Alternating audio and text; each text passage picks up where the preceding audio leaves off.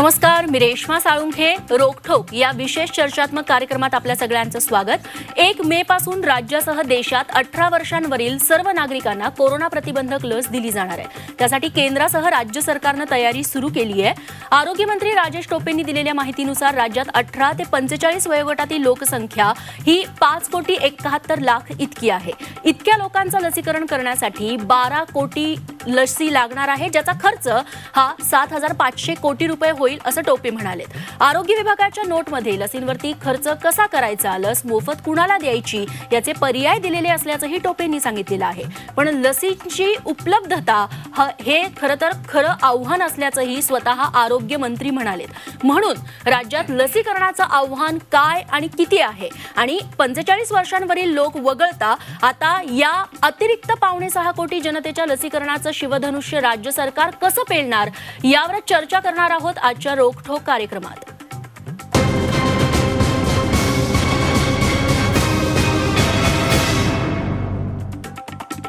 आणि याच मुद्द्यावरती सविस्तर चर्चा करण्यासाठी आपल्यासोबत जोडले गेलेले आहेत इंडियन मेडिकल असोसिएशनचे माजी अध्यक्ष डॉक्टर अविनाश भोंडवे सर. त्यासोबतच पत्रकार आणि वैद्यकीय विषयाचे जाणकार संतोष आंधळे देखील आपल्यासोबत आहेत. सुरुवातीला डॉक्टर भोंडवे सरांकडे जातीये.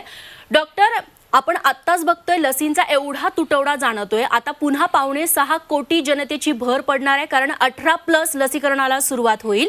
राज्य सरकार समोर आणि आरोग्य यंत्रणेसमोर यापुढे आव्हानं कशी असणार आहेत? खरंच हे शक्य होऊ शकणार आहे लवकरात लवकर या सगळ्यांचं लसीकरण पूर्ण होणं? अगदी बरोबर आहे. 1 मे पासून 18 वर्षावरील सर्वांना लसीकरण उपलब्ध करून दिलं गेलेलं आहे. आणि आपण म्हणलं त्याप्रमाणे 5.25 कोटी हे तरुण वर्ग, 18 ते 45 वयातले वयोगटातले लोक हे त्याच्यासाठी प्रयत्न करणार आहेत. आत्ताच आपण जे पाहतो तो या वर्गामध्ये प्रचंड उत्सुकता आहे. आत्तापासूनच आज रात्री त्याचं रजिस्ट्रेशन सुरू होईल, पण आम्हाला आता ते घ्यायचंय अशा प्रकारची विचारणा खूप मोठ्या स्वरूपात येणार आहे. ह्या सर्वांचं लसीकरण करायचं असेल तर आपल्याला 2-3 गोष्टींवर लक्ष ठेवायला लागेल. एक म्हणजे साहजिकच या पद्धतीचा साठा हा आपल्याला उपलब्ध करावा लागेल. साधारणतः 12 कोटी लसी आपल्याला द्याव्या लागतील. ह्या लोकांना आपण किती दिवसात ही लस देऊ शकणार आहोत याचा एक प्लॅन करायला लागेल. आणि त्या दृष्टीने लसीकरण केंद्र सुद्धा वाढवावी लागतील. आत्ताच आपण पाहतोय की जे सरकारी दवाखाने आणि काही ठराविक मोठी हॉस्पिटल या ठिकाणीच लस दिली जाते, परंतु तिथे खूप रांगा लागतायत आणि लस नसताना उपलब्ध नसताना लोक ठिकठिकाणी फिरत राहतात. त्याच्यामुळे लसीकरण केंद्र वाढवली पाहिजेत. मध्यम आकाराची हॉस्पिटल्स, इव्हन प्रत्येक रजिस्टर्ड डॉक्टरला लस देण्याची परवानगी दिली पाहिजे. आणि तिसरी महत्वाची गोष्ट म्हणजे आत्ताच्या या लसीबद्दल 1 मे पासून जे किमती जाहीर केलेल्या आहेत ह्या अतिशय मी म्हणेन विचित्र पद्धतीच्या आहेत. यामध्ये केंद्र सरकारसाठी एक किंमत आहे, राज्य सरकारसाठी दुसरी किंमत आहे आणि खाजगी हॉस्पिटलसाठी वेगळी किंमत आहे. तर हे असं न करता हा लसीची किंमत हा कुणाही भारतीयाला लस घेण्यासाठी परावृत्त करणारा घटक नसावा अशी याची किंमत असावी. त्यामध्ये परत कोविशिल्डची किंमत 600 रुपये सांगितली आहे, कोवॅक्सिनची किंमत ही 1200 रुपये सांगितली आहे. ही अतिशय परावृत्त करणारी किंमत आहे. तर या किमतीमध्ये आपल्या संपूर्ण देशामध्ये सर्वत्र एकच किंमत, मग ती केंद्र सरकार असो राज्य सरकार असो यांच्यासाठी ठेवावी. आतापर्यंत ही पद्धत आहे, तीच पद्धत पुढे चालू ठेवावी.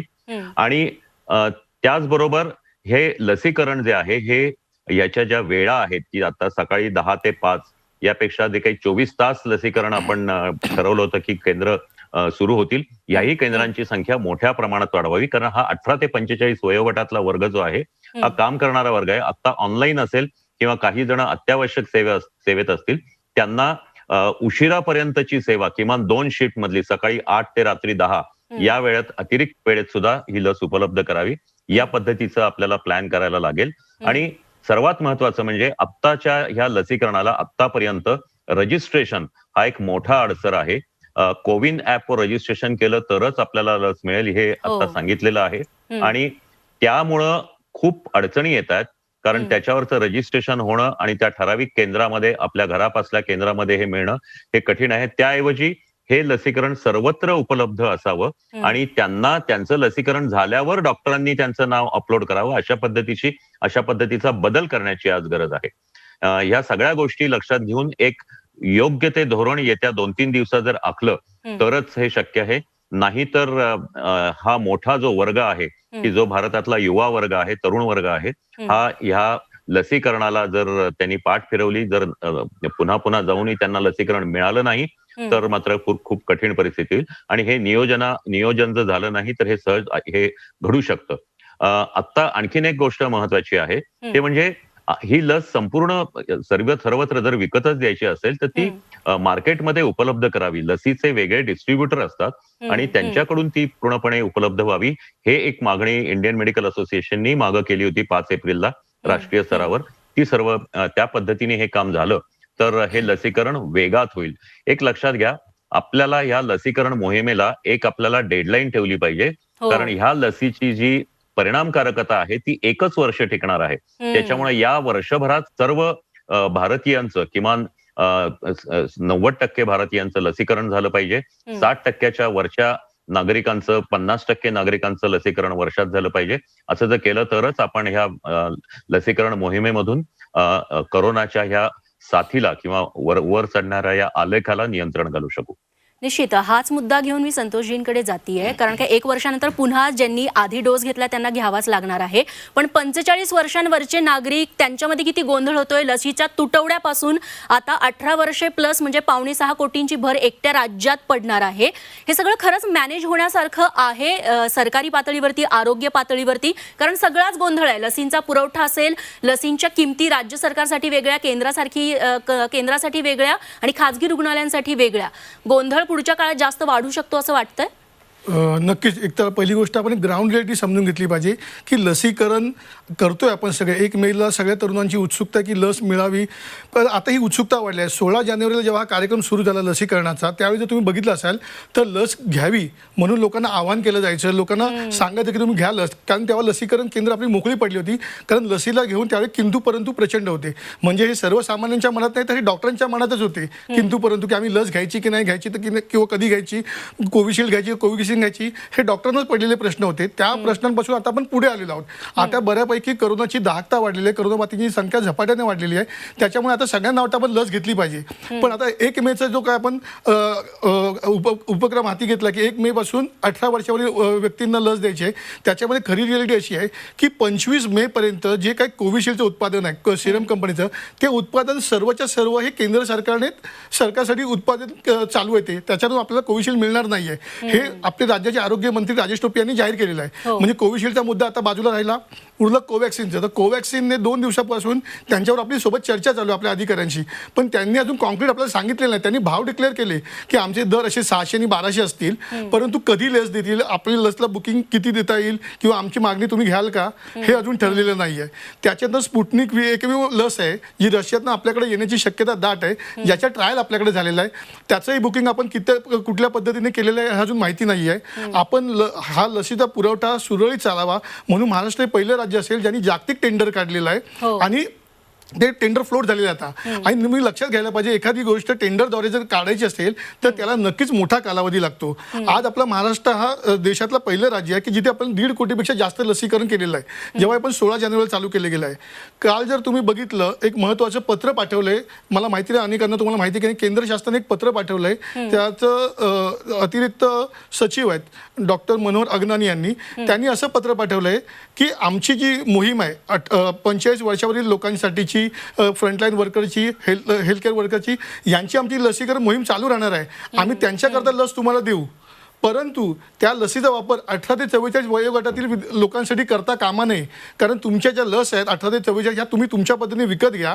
राज्य सरकारने त्याच्या पद्धतीने तिथे जे तुमचं डीलिंग करताय तुम्ही प्रायव्हेट कंपनीशी, त्यांच्याशी करावं आणि त्या लस द्याव्या. आता ह्याच्यामध्ये एवढा मोठा गोंधळ होणार आहे की एकतर तुम्ही म्हणता की आमची केंद्र सरकार तुम्हाला लस पाठवत राहणार आहे, पण ती लस तुम्ही केवळ 45 वर्षावरील लोकांना द्यायची आहे. त्याच वेळेला राज्य सरकार पण लस विकत घेऊन एक स्वतःच्या रुग्णालयामध्ये वापरेल आणि त्याचप्रमाणे प्रायव्हेट प्लेअरला पण ती विकत देईल. तर अशा वेळी हा खूप मोठा गोंधळ आहे आणि मला वाटतं की 1 मेचा जो मुहूर्त आहे तो मुहूर्त साधणं कठीण आहे आणि आपण वास्तवाचं भान ठेवलं पाहिजे. कारण आजच्या घडीला अनेक लसीकरण केंद्र सध्या बंद आहेत लस नसल्यामुळे. त्याच्यामुळे 1 मेचा मुहूर्त साधणं कठीण आहे. त्याच्यामुळे ते नागरिकांनी एक तर पहिली घाई करू नये. कारण आपल्याकडे कुठलीही गोष्ट राष्ट्रीय लसीकरण मोहीम म्हटली की घाई करायची सवय आहे. एक तर मुळात काय होईल, 1 तारखेला ही तरुण जो वर्ग आहे तो मोठ्या प्रमाणे स्वतः रजिस्टर करेल, केंद्रावरती जाण्याचा प्रयत्न करेल, ऑन द स्पॉट रजिस्ट्रेशन मिळवण्याचा प्रयत्न करेल. ह्या सगळ्या घाई गडबडीमध्ये ज्यांचा दुसरा डोस आहे, म्हातारे वरिष्ठ नागरिक जे आहेत त्यांना धक्काबुक्की होऊ शकते, मोठ्या प्रमाणात गोंधळ निर्माण होऊ शकतो. त्यावेळी पोलिसांना पाचारण तुम्हाला करावं लागेल. तर अशा वेळी तुम्ही खास नियोजन, सूक्ष्म नियोजन करावं लागेल. आणि माझ्या मते 1 मेचा मुहूर्त साधलाच पाहिजे असं कुठली अट घातली स्वतःला घालून न घेता ज्यावेळी तुमच्या केंद्रावरती सक्षमीकरण होईल, सगळ्या केंद्रावरती लसी पुरवल्या जातील. तर आता जी 4,500 केंद्र आहेत ती नक्कीच तुम्हाला पुरे पडणारी केंद्र नाही आहेत. तुम्हाला काही मोठ्या गृहसंकलांमध्ये सुद्धा अशा पद्धतीने लसीकरण केंद्र घ्यावी लागतील. काही मोठमोठ्या जिथे कारखाने, प्लांट्स आहेत, जिथे हजार एम्प्लॉई काम करतात त्यांच्यासोबत तुम्हाला टायअप करावं लागेल. आणि लसीच्या दराबद्दल जे चाललंय त्याबद्दल अशी एक खात्री आहे मला की बहुतांश लोकांनी, ज्यांना ही लस परवडते त्यांनी ही विकतच घेतली पाहिजे. पण ज्यांना परवडत नाही त्या लोकांसाठी शासनाने यांची नक्कीच व्यवस्था केली पाहिजे असं माझं मत. निश्चित. अजून एक मुद्दा घेऊन डॉक्टर भोंडवे यांच्याकडे जायचं आहे. 18 वर्षांवरील सर्वांना लस हे मान्य आहे, मात्र सध्याचा जो सगळा गोंधळ आहे तो आपण बघतोय. आता संतोषजींनी जो मुद्दा मांडलेला तो आहेच की भविष्यात गोंधळ वाढणार आहे, कारण का लसीच उपलब्ध नाही आहेत. आणि आता आकडा मात्र लसीकरण ज्यांचं करायचं आहे त्यांचा कोट्यवधींनी वाढलेला आहे. अशा पार्श्वभूमीवरती लसी उपलब्ध होणार कशा? कारण का मुळात प्रोडक्शन आता कोविशिल्ड असेल किंवा आता कोवॅक्सिन असेल, बाहेरच्या देशातून मॉडर्ना, फायझर किंवा स्पुटनिक व्ही या लसी येतील, मात्र लोकसंख्येच्या मानाने त्या तेवढ्या पुरेशा आहेत का? आरोग्य पातळीवरती नेमकी आव्हानं काय आहेत? एवढ्या लसी उपलब्ध होऊ शकतील लोकसंख्येच्या मानानं? अगदी बरोबर आहे. आता जे लसीचं उत्पादन चालू आहे ते आता जो काही ओघ येणार आहे मोठ्या प्रमाणात त्याच्यासाठी ते मुळीच पुरेसं नाहीये. हा प्रकार असा आहे की माझ्या घरी मी 50 लोकांना जेवायला बोलवलं आणि तेवढा मी जेवण तयार केलं नाही, अशा प्रकारचं हे 5च लोकांचं जेवण आहे आणि 50 लोकांना बोलवलं, असा प्रकार आहे. आता परिस्थिती अशी आहे की आज महाराष्ट्रामध्ये, पुण्यामध्ये, मुंबईमध्ये ज्येष्ठ नागरिक जे आहेत की ज्यांचा पहिला डोस झालाय ते दुसऱ्या डोससाठी या हॉस्पिटलमधून त्या हॉस्पिटलमध्ये असंख्य ठिकाणी फिरतायत. तुम्हाला कदाचित आश्चर्य वाटेल पण सकाळी 5:30 वाजल्यापासून तिथं नंबर लावतायत. काही ठिकाणी तर असं कानावर आलं की लोक आदल्या दिवशी रात्री तिथे पथारी पसरून उद्याच्या लसीकरणासाठी नंबर लावतायत. तर हा जो प्रकार आहे हा अतिशय दयनीय आहे, चुकीचा आहे आणि हा अपुऱ्या आणि चुकीच्या नियोजनातून आलेला आहे. त्यात परत आता जे संतोषजींनी सांगितलं ती ही गोष्ट आहे की आता जे कोविशिल्डचं उत्पादन आहे हे संपूर्ण हे केंद्र सरकार उचलणार आहे. मग हे केंद्र सरकार उचलून परत देणार आहे ते फक्त ज्येष्ठ नागरिकांसाठी देणार आहे. मग या परिस्थितीमध्ये आपण हे 18 ते 45 हे जे जाहीर केलं ही या गटासाठीचं लसीकरण ते केंद्र सरकारनेच केलं. मग हा नियोजनातला गोंधळ आहे की आम्ही लसही देणार नाही, तुम्ही हे लसीकरणही करून घ्या. त्याच वेळेला हा जो म्हणजे एक मोठा प्रश्न आहे की केंद्र सरकार ही जी लस 50% उचलणार आहे आणि प्रत्यक्षात ती पूर्ण आत्ताची लस उचलणार आहे, ही नक्की कुणासाठी वापरली जाणार आहे हेही स्पष्ट झालेलं नाहीये. की हे राज्यांना देणार आहे का काही ठराविक राज्यांना देणार आहे का केंद्र सरकारची जे इस्पितळं आहेत तिथं दिली जाणार आहेत, याबद्दलचंही धोरण स्पष्ट नाहीये. तर एकूणच ह्या सगळा हा जो कारभार आहे हा नुसतं कुठल्याही प्रकारचं धोरण म्हणजे कुठल्याही याचं जे सप्लाय, मागणी, गरज या पद्धतीने एक सरळ रेषेमध्ये एक समीकरण मांडावं लागतं आणि त्याप्रमाणे आपल्याला स्टॉकचं नियोजन करावं लागतं. तर ते लसीकरणात झालेलं नाही. ऑक्सिजन मध्ये तीच गोष्ट होती, रेमडेसिवीर मध्ये तीच गोष्ट होती. ही जी गरज आहे त्याप्रमाणे याचं नियोजन झालं पाहिजे. आता तरी या घडीला या नियोजनात पूर्ण अभाव दिसतोय आणि त्याचा हा गोंधळ होणार आहे. आणि संतोषजी जसं म्हणाले तसं कदाचित आपल्याला काही हिंसक किंवा काही स्फोटक गोष्टीही काही लसीकरण केंद्रावर घडू शकतील. कारण हा जो वर्ग आहे हा तरुण वर्ग आहे, हा कदाचित शांतपणे बसून परत जाईलच याची खात्री नाही. खरंय.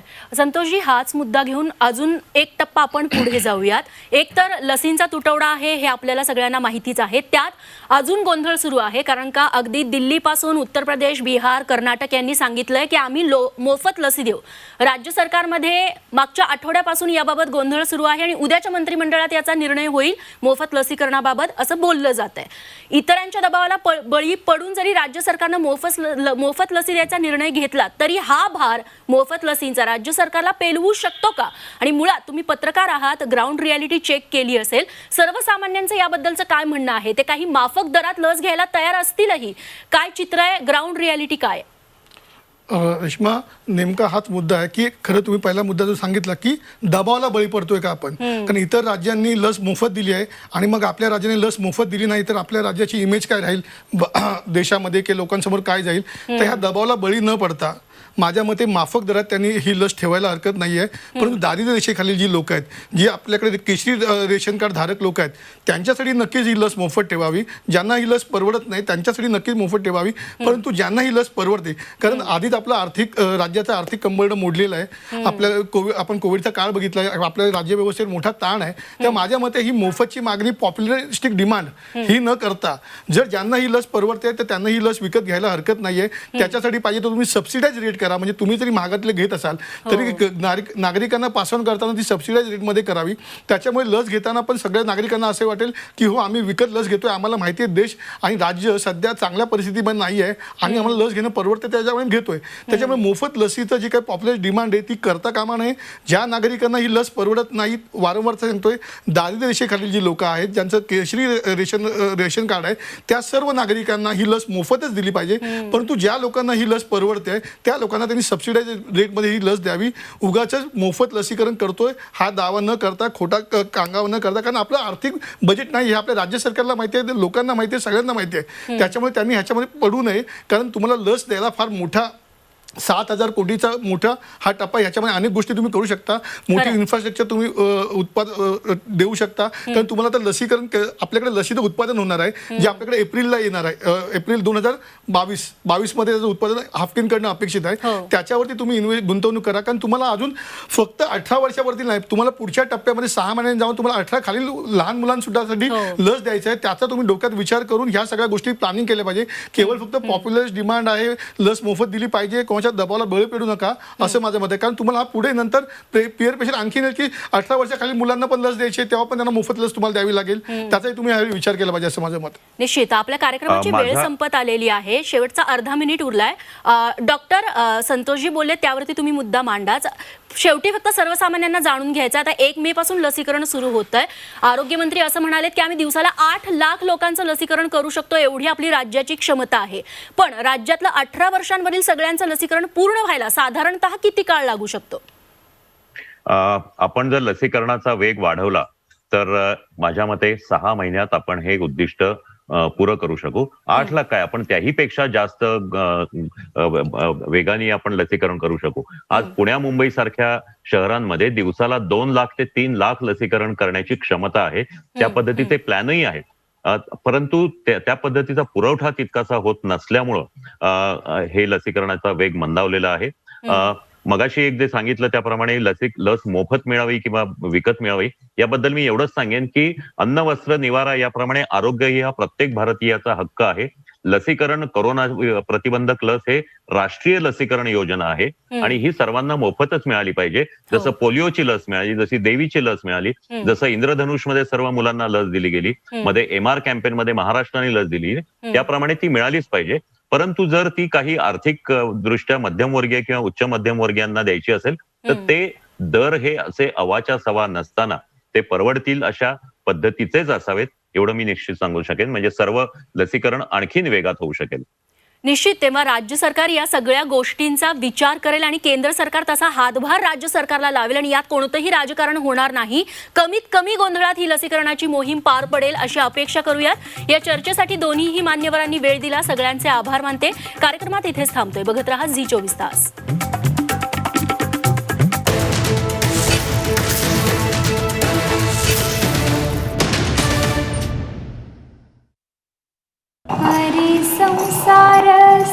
बहिणाबाईंची जात्यावरची ओवी. म्हणजे झी 24